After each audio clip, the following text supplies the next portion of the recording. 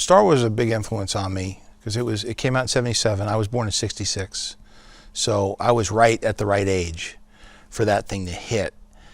And it was before all the hype. You know, it was the first to kind of the popcorn blockbusters. You had that, and then you had Spielberg's films. So you had like Jaws and that.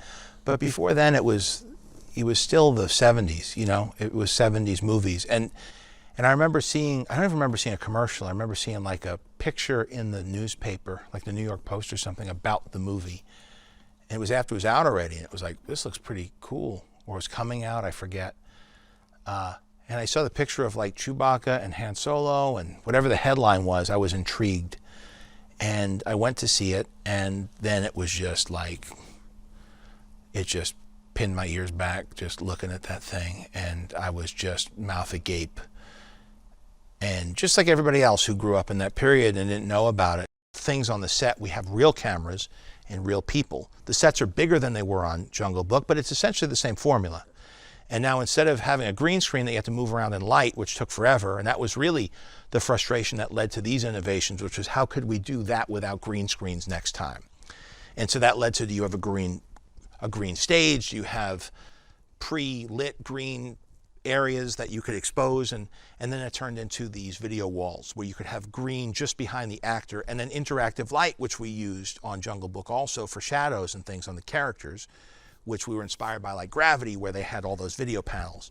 So it's like we took all the technology that I've been messing around with from all those other projects and applying it to a very specific application that would work for this. I think Star Wars is such a part of people's lives, and it's something that they just see now on a regular basis, that when you say George Lucas and he created it, I don't think people give enough full value to what that means. I like to think I do, but I worked with him. So I've seen him create it.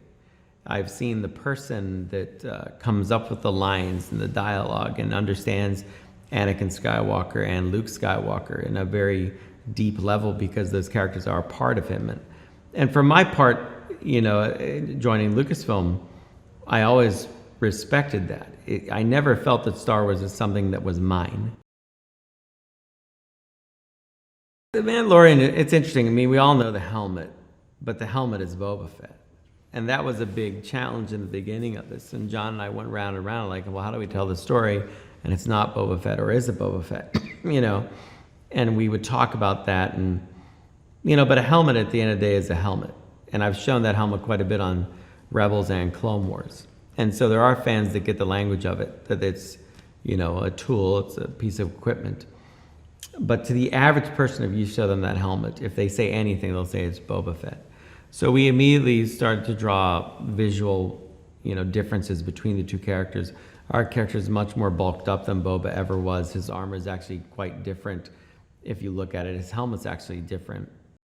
There are such universal themes in the Star Wars stories, and ironically, I think people feel that it, you know, despite being fantasy, science fiction, it reflects the world we actually live in its inclusiveness and diversity and conflict, and themes of good against evil, and so it's fascinating to experience that as a child, you know, to have your imagination so enriched by these stories, and then now as an adult to look back and rekindle my relationship to Star Wars, and in particular those Star Wars movies.